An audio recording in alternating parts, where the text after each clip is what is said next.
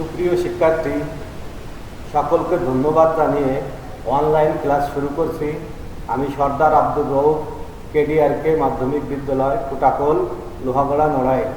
পূর্বের ক্লাসে আমরা অনুপাত সমানুপাত বিষয়ে যে ক্লাস করেছিলাম তার ধারাবাহিক আলোচনায় আজকে কিছু অঙ্ক তোমাদের করাবো। যেহেতু পূর্বপরে তোমাদেরকে অনুপাত সমানুপাত বিষয়ে আমি যে আলোচনাগুলো করেছিলাম, সংজ্ঞা, শ্রেণী, বিভিন্ন ধরনের হাতে কলমে যে অনুপাতগুলো দেখালাম, আজকে আর ওগুলো দেখাবো না। আজকে সরাসরি আমরা অঙ্কের ভিতরে ঢুকে যাব। তা আমাদের সর্বশেষ অঙ্ক ছিল 12 নম্বর অঙ্ক পর্যন্ত আমাদের করা হয়ে গেছিল অনুশীলনীর। আজকে আমরা 13 নম্বর অঙ্ক থেকে শুরু করব। এখন 13 নম্বর অঙ্ক আমাদের কি আছে সেটা দেখতে হবে। 18 ক্যারেটের 20 গ্রাম ওজনের সোনার গয়নায় সোনা ও খাদের অনুপাত 3:1 হলে ওই গয়নায় সোনা ও খাদের পরিমাণ নির্ণয় করো। তাহলে 18 ক্যারেটের, এখানে 18 ক্যারেট বলেছে বইটি। এই 18 ক্যারেটটা একটা ধ্রুবক, এটা কোনো অঙ্কের ভিতরে আসবে না। যেমন আছে 21 ক্যারেট আছে, 22 ক্যারেট আছে, 18 ক্যারেট আছে। এইখানে তাহলে ছোট্ট সোনামণিরা ষষ্ঠ শ্রেণীতে তোমরা পড়ো, তোমরা বলতে পারো তাহলে এইখানে 20 গ্রাম সোনার ওজনে অঙ্কের মধ্যে ব্যবহৃত হয়েছে। আবার 3 কত বলছে, 3:1 এই সংখ্যাগুলো ব্যবহৃত হয়েছে, কিন্তু 18 কেন ব্যবহার হলো না? এই কারণে বললাম যে 18টা একটা ধ্রুবক, ওটা ধ্রুব সংখ্যা, এই কারণে ওটা আলোচনায় আসবে না। ওটা একটা নাম, ওটা একটা কি নাম। এই নাম বলে যেমন 18 ক্যারেট, 20 ক্যারেট, 22 ক্যারেট, এই জন্য এটা ক্লাস বলতেছি, এটা অঙ্কের মধ্যেই ব্যবহৃত হবে না। এখন বলেছে 18 ক্যারেটের 20 গ্রাম সোনা গয়নায় সোনা ও খাদের পরিমাণ 3:1। তাহলে আমরা অঙ্ক শুরু করি 13 নম্বর অঙ্ক থেকে। আমরা প্রথমে লিখবো সোনা অনুপাত মানে অনুপাত হাত সমান 3:1। অনুপাত সমানুপাত বলেছে, আমরা যে ইস্টু দিলাম এটা হচ্ছে অনুপাত। এবারে আমরা লিখবো মোট আছে কয় গ্রাম হয়েছে, সোনার খাদ মিলে দুটো মিলে হয়েছে কয় গ্রাম, 18 গ্রাম হয়েছে। এখন এই 18 গ্রাম দুটো মিলে হয়েছে কয় গ্রাম, 20 গ্রাম হয়েছে। এখন এই 20 গ্রাম থেকে আমরা কাজ শুরু করব। তার মধ্যে আছে সোনা আছে 3 গ্রাম আর খাদ আছে 1 গ্রাম। আমরা এবারে লিখতে পারি যে অনুপাতের যোগফল, অনুপাতের যোগফল, 3 + 1 = 4। দুটো যোগ করেছি 4। মোট দুটো মিলে কত গ্রাম ছিল, সোনার খাদ দুটো মিলে আমাদের বইতে যে সংখ্যাটা ব্যবহৃত হয়েছে সেটা আছে কয় গ্রাম, সেটা বলেছে আছে 20 গ্রাম। তাহলে আমরা লিখতে পারি যে সোনার পরিমাণ, গয়নায় সোনার পরিমাণ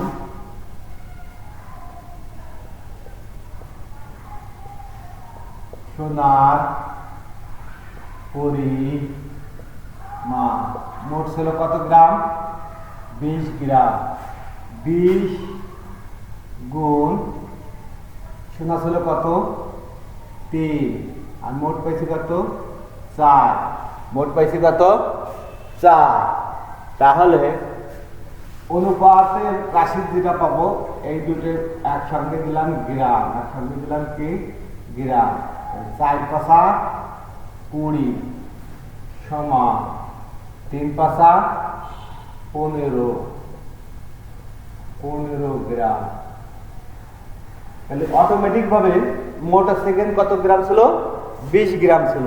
তার একটা পেয়ে গেছি কয় গ্রাম, সোনা পেয়ে গেছি 15 গ্রাম। তাহলে অন্যটা কত গ্রাম হবে, 20 গ্রামের থেকে 15 গ্রাম বাদ গেলে কত গ্রাম থাকবে, সেটা হবে 5 গ্রাম। তাহলে খাদের পরিমাণ হবে 5 গ্রাম। তবে আমাদের করে দেখাতে হবে, এটা আমরা মুখে মুখে হিসেব করে দিলাম, স্যাররা বের করে নিন। হ্যাঁ, ছাত্র যদি বলে যায় যে একটা করলাম আর একটা স্যার বের করে দেন যে আর হবে 5 গ্রাম, তাহলে তো অঙ্ক হবে না। হ্যাঁ, ওটা তার ব্রেন বা তার ক্যালকুলেশন, তার হিসাব, সেটা করে দেবে। তাহলে এবারে আমরা লিখি খাদের পরিমাণ, গয়নায় খাদের পরিমাণ। মোট ছিল কয় গ্রাম? 20 গ্রাম। খাদ ছিল কয় গ্রাম? 1 গ্রাম। আর অনুপাতের যোগফল ছিল কত? 4 এত গ্রাম। 4 পাঁচা 20, 5 5 গ্রাম। তাহলে উত্তর আসবে কি? সোনার পরিমাণ 15 গ্রাম আর খাদের পরিমাণ, উত্তর লিখব সোনার পরিমাণ 15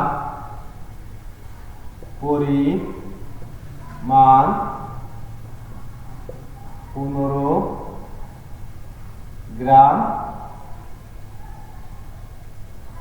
খাদের পরিমাণ 5 গ্রাম। তাহলে আমাদের অঙ্ক 13 নম্বর অঙ্ক শেষ। শিক্ষার্থী, তোমরা যদি অঙ্কটা না বুঝো, তোমাদের আমি আরো একবার দেখাবো, সেটা একটু খেয়াল রাখতে হবে তোমাদের। মোট বলেছে 18 ক্যারেটের 20 গ্রাম গহনায় সোনা ও খাদের পরিমাণ 3:1 হলে ওই গহনায় সোনা ও খাদের পরিমাণ কত? এখানে স্পেসিফিক ভাবে দেওয়া নাই যে, কিন্তু এখানে ইস্টু আকারে দেওয়া আছে 3:1 দেওয়া আছে সোনা আর খাদ, আর দুটোর একসঙ্গে ওজন দেওয়া আছে কয় গ্রাম? 20 গ্রাম। সেখানে আমরা বলছি খাদের পরিমাণ সোনা ইস্টু খাদ লিখছি 3:1, তাহলে অনুপাতের যোগফল করেছি 3 যোগ 1, 3 আর 1 যোগ করলে কত হয়েছে? 4 হয়েছে। এইবার সোনার পরিমাণ গহনায় সোনার পরিমাণ আমি লিখছি মোট আছে 20 গ্রাম, এর বা গুণ যে এখানে দিন না কেন সোনার ছিল সোনার যেহেতু লিখতে সোনার অনুপাত উপরে হবে আর অনুপাতের যোগফলটা নিচে আসবে। তাহলে আমরা এখানে কাটাকাটি করেছি 3 4 4 পাঁচা 20 আর 3 পাঁচা 15 গ্রাম। একইভাবে খাদের পরিমাণ মোট যেটা ছিল সেইটা গুণ খাদের অনুপাত ছিল 1, সেই 1 ভাগ অনুপাতের যোগফল 4 পাঁচা 20, 5 গ্রাম। তাহলে উত্তর হয়ে গেল সোনার পরিমাণ 15 গ্রাম, খাদের পরিমাণ 5 গ্রাম। তাহলে আমরা পরবর্তী অঙ্কটা, শিক্ষার্থীরা পরবর্তী অঙ্কটায় আমরা যেতে পারি। হ্যাঁ, অঙ্কটা আমি এখন এটাকে মুছে দিলাম, পরবর্তী অঙ্কটার দিকে আমরা এগোবো।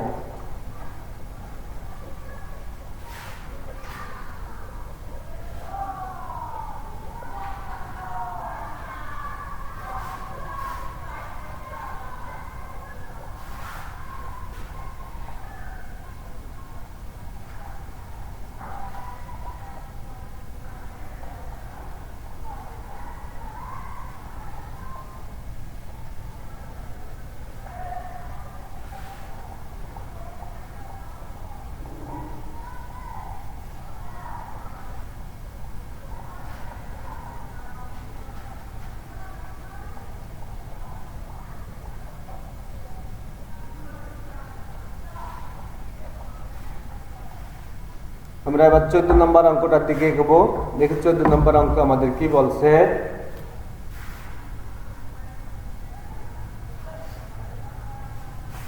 14 নম্বর অঙ্ক বলছে, দুই বন্ধু বাড়ি হতে স্কুলে যাওয়া আসার সময়ের অনুপাত 2:3, আর প্রথম বন্ধুর বাড়ি হতে স্কুলের দূরত্ব 5 কিলোমিটার হলে দ্বিতীয় বন্ধুর বাড়ি হতে স্কুলের দূরত্ব কত? তাহলে দেওয়া আছে স্কুলে যাওয়া আসার সময়ের অনুপাত, দুই বন্ধুর স্কুলে যাওয়া আসার সময়ের অনুপাত দেওয়া আছে 2:3। দুই বন্ধুর স্কুলের যাওয়া আসার সময়ের অনুপাত, তাহলে এটা দেওয়া আছে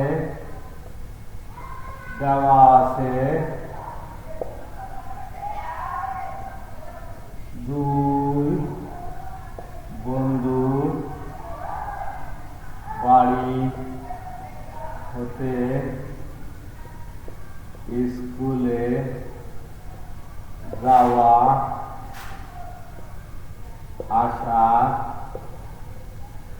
সময়ের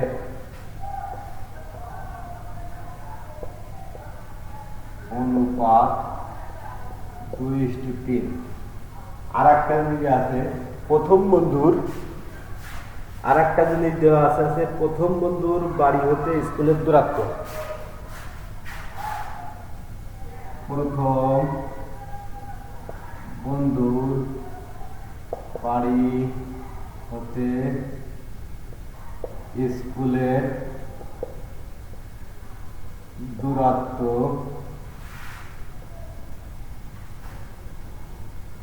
5 কিলোমিটার 5 কিলোমিটার। এখন যেহেতু দেওয়া আছে দুই বন্ধুর বাড়ি হতে স্কুলে যাওয়া আসার সময়ের অনুপাত 2:3 এটা দেওয়া আছে, তাহলে প্রথম বন্ধুর সময় আছে কিন্তু 2 আর দ্বিতীয় বন্ধুর সময় আছে কিন্তু 3। এখানে তাহলে বুঝাই যাচ্ছে যে প্রথম বন্ধুর বাড়ি স্কুলের কাছে, দ্বিতীয় বন্ধুর বাড়ি স্কুল থেকে একটু দূরে। কারণ এখানে বলছে যে দুই বন্ধুর বাড়ি হতে স্কুলে যাওয়ার আসার সময়ের অনুপাত 2:3, মানে যে কয় মিনিট লাগুক বা যে কয় সেকেন্ড লাগুক সেটা আমার বিষয় না, কতটুক দূরত্ব হবে সেটাই আমরা নির্ণয় করব। এখন কতটুক বেশি কতটুক কম সেটা আমরা অঙ্ক করে সেটা আমরা নির্ণয় করতে পারবো। কিন্তু অনুপাতে আমাদের অঙ্কের ভিতরে আমাদের দেওয়া আছে প্রথম বন্ধুর দূরত্ব আছে 5 কিলোমিটার, বাড়ি হতে কয় কিলোমিটার? 5 কিলোমিটার। আর দ্বিতীয় বন্ধুর বেশি হবে, কতটুক বেশি হবে সেইটা আমরা অঙ্ক করে আমরা দেখবো যে কতটুক বেশি হয়। এখন তাহলে প্রশ্নে বলেছে দ্বিতীয় বন্ধুর বাড়ি হতে স্কুলের দূরত্ব কত। তাহলে দ্বিতীয় বন্ধুর বাড়ি হতে স্কুলের দূরত্ব হবে প্রথম বন্ধুর বাড়ি হতে স্কুলের দূরত্বের 3/2 গুণ, 3/2 গুণ। সেভাবে আমরা অঙ্কটা করে নেব। তাহলে দ্বিতীয় বন্ধুর বাড়ি হতে স্কুলের দূরত্ব প্রথম বন্ধুর বাড়ি হতে স্কুলের দূরত্ব এর দ্বিতীয় বন্ধুর বাড়ি হতে স্কুলের দূরত্ব, দ্বিতীয় বন্ধুর বাড়ি হতে স্কুলের দূরত্ব সমান প্রথম বন্ধুর বাড়ি হতে স্কুলের দূরত্বের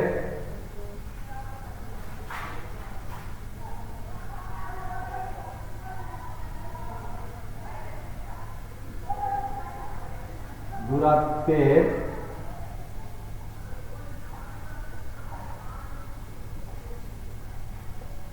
3/2 গুণ, 3/2 গুণ। তাহলে প্রথম বন্ধুর দূরত্ব কত ছিল? 5 কিলোমিটার। প্রথম বন্ধুর দূরত্ব কয় কিলোমিটার ছিল? 5 কিলোমিটার। তাহলে দ্বিতীয় বন্ধুর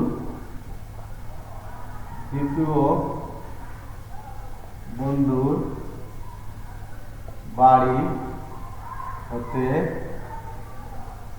স্কুলের দূরত্ব 5 গুণ 3/2 কিলোমিটার,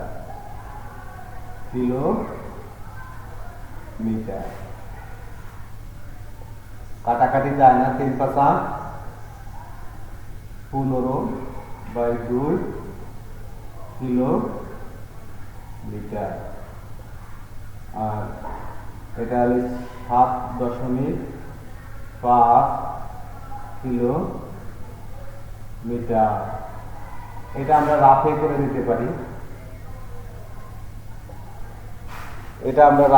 নিতে পারি, কিভাবে রাফ করবো সেটা একটু দেখে নিই। যেহেতু শিখতেই পড়ো, এখানে 2/15, 7×14, বিয়োগ করে থাকলে আছে 1, 2 একেবারে জায়গা বলে পয়েন্ট, দিলাম একটা 0, 5×10। এটাকে আমরা একটু রাফ লিখে রাখি বা ক্যালকুলেটর ব্যবহার করি। যেভাবেই আমরা করব সেইভাবেই আমাদের অঙ্ক হবে, যেভাবেই আমরা করব সেইভাবেই আমাদের অঙ্কটা হয়ে যাবে। এখন তাহলে এটা গেল দ্বিতীয় বন্ধুর দূরত্ব কয় কিলোমিটার? এত কিলোমিটার। এটাই আনসার, এটাই অ্যান্সার। তাহলে আমি আরো একবার বলি, শিক্ষার্থীরা বলেছে দুই বন্ধুর বাড়ি হতে স্কুলে যাওয়া আসার সময়ের অনুপাত 2:3। আবার বলেছে প্রথম বন্ধুর দূরত্ব বাড়ি হতে স্কুলের দূরত্ব 5 কিলোমিটার হলে দ্বিতীয় বন্ধুর বাড়ি হতে স্কুলের দূরত্ব কত। এখানে আমরা হিসাব করে বলতে পারি যে কার দূরত্ব বেশি কার দূরত্ব কম, কারণ সময় লাগতেছে কম কার, প্রথম বন্ধুর সময় লাগতেছে কম, সেখানে 2, আর দ্বিতীয় বন্ধুর সময় লাগতেছে কত 3। এখানে মিনিট হোক সেকেন্ড হোক সেটা একটা আলাদা বিষয়, আমরা মিনিটটা মনে মনে ধরে নিই, যেহেতু বইতে কোনো মিনিট অনুপাতে কোনো একক নেই এই কারণে এটা ধরা যাবে না, এই জন্য আমিও ধরবো না, যেহেতু সময় কম 2 আর 3 এই কারণে। আবার আমি আর একটা বলি, প্রথম বন্ধুর দূরত্বটা দেওয়া আছে আমাদের বইটি, বাড়ি হতে স্কুলের দূরত্ব 5 কিলোমিটার, তাহলে দ্বিতীয় বন্ধুর দূরত্বটা কি হবে, একটু বেশি হবে, কারণ 2 জায়গায় 3 বেশি বলে ওখানে একটু বেশি হবে, কম হওয়ার সম্ভাবনা নাই বা সমান হওয়ারও কোনো সম্ভাবনা থাকবে না, এটা আমাদের আগের থেকেই বুঝে নিতে হবে। এইবার আমরা অঙ্কের ভিতরে চলে আসি। তাহলে আমার দেওয়া আছে দুই বন্ধুর বাড়ি হতে স্কুলে যাওয়া আসার সময়ের অনুপাত 2:3। আবার আর একটা জিনিস দেওয়া আছে, প্রথম বন্ধুর বাড়ি হতে স্কুলের দূরত্ব 5 কিলোমিটার, তাহলে আমরা দ্বিতীয় বন্ধুর দূরত্বটা ধরে দিতে পারি প্রথম বন্ধুর বাড়ি হতে স্কুলে যাওয়া আসা স্কুলের দূরত্ব, প্রথম বন্ধুর বাড়ি হতে স্কুলের দূরত্বের ওখানে আমি এর দূরত্ব দিয়ে এরও লিখতে পারতাম, সেটা একবারই রটা যোগ করে দিছি, এখানে একবারটাই রটা যোগ করে দিছি, দূরত্বের 3-এর 2 গুণ, 3-এর 2 গুণ।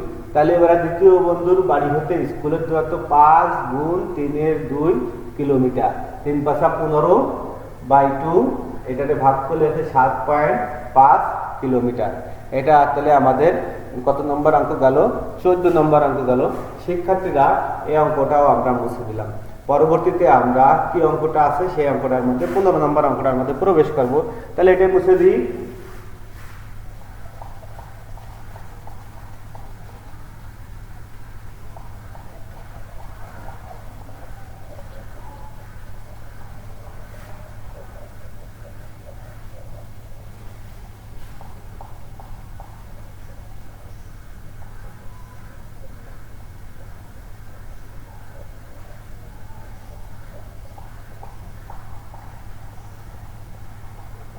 ডাস্টারটা ভালো না,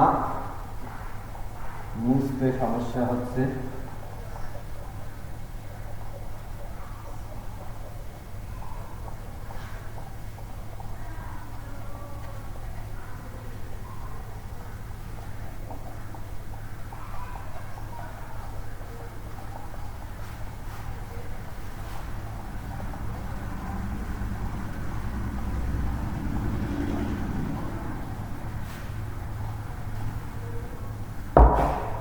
পরবর্তী 15 নম্বর অঙ্ক বলেছে একই রকমের অঙ্ক, পায়েসে দুধ ও চিনির অনুপাত 7:2, ওই পায়েসে চিনির পরিমাণ 4 কেজি হলে দুধের পরিমাণ কত। এখানে বলেছে একই রকমের অঙ্ক, তাই আমরা বলবো যে দেওয়া আছে পায়েসে দুধের পরিমাণ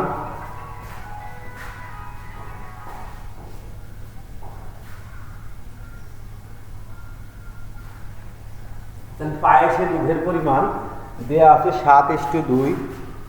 একইভাবে আমরা লিখবো 15 নম্বর অঙ্কটা, একইভাবে আমরা অঙ্কটা করব। 15 নম্বর অঙ্কটা দেখি।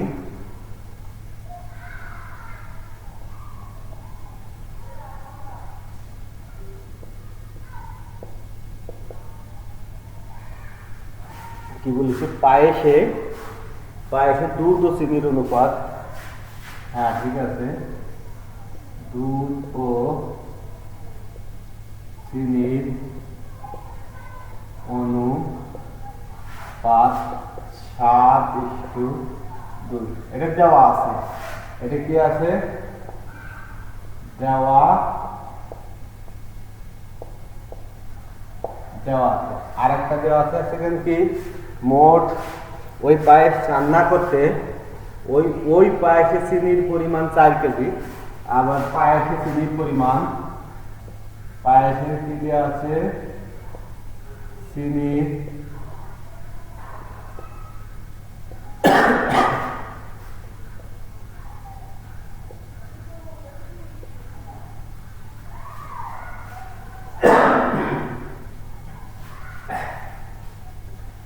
তাহলে পায়েসে চিনির পরিমাণ কত দেওয়া আছে?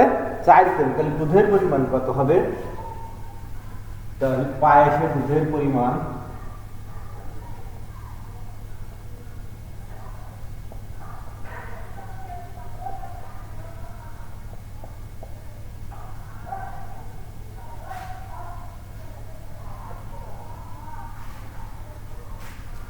তাহলে আগেরটা আমরা করেছিলাম দ্বিতীয় বন্ধুর বাড়ি হতে স্কুলের দূরত্ব, প্রথম বন্ধুর বাড়ি হতে স্কুলের দূরত্বের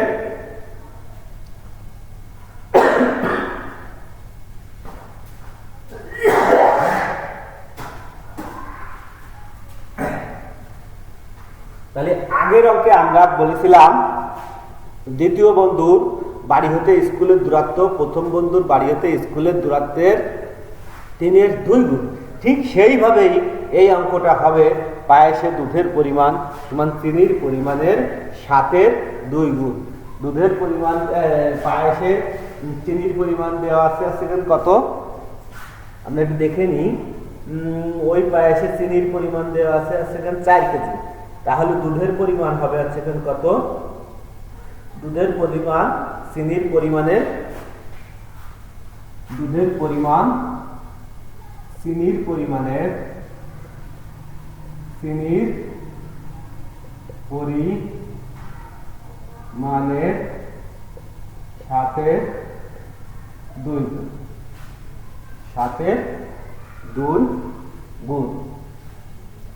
তাহলে 7 গুণ। এইবারে আমরা লিখতে পারি যে তাহলে দুধের পরিমাণ কত। এবারে লিখতে হবে পায়েসে দুধের পরিমাণ। মোট চিনি ছিল কত? চিনি ছিল 4 আর ওখানে কত? 7 এটা হচ্ছে কেজি। এরকম দেওয়া আছে কি কেজি। কাটাকাটি করি, 2 দুগুণে 4, 7 দুগুণে 14, 14 কেজি দুধ। আর চিনি কয় কেজি? 14 কেজি দুধ আর চিনি 4 কেজি। এই মিলে 14 আর 4 কত হলো? 14 আর 4 26 কেজি। 14 আর 4 কত হলো? না সরি, 14 আর 4 কত হলো? 18 কেজি। 14 আর 4 কত হলো? 18 কেজি। মোট আছে 18 কেজি। তার মধ্যে আমার দুধের পরিমাণ 7 আর চিনির অনুপাত, দুধ ও চিনির অনুপাত 7:2। হ্যাঁ, অনুপাত 7:2 এইভাবে দেওয়া আছে। আমাদের অঙ্কটা আমরা এভাবে শেষ করলাম।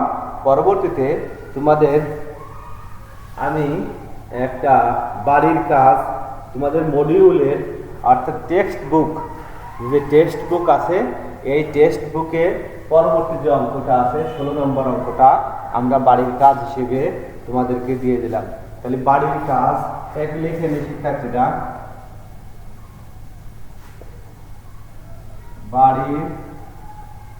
বাড়ির কাজ 16 নম্বর অঙ্ক।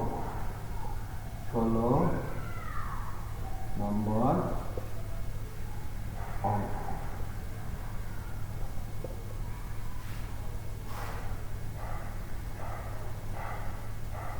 এটা তোমাদের বাড়ির কাজ। তাই আজকের মতে সকলকে ধন্যবাদ জানিয়ে আমি আমার ক্লাসটা এখানে শেষ করছি।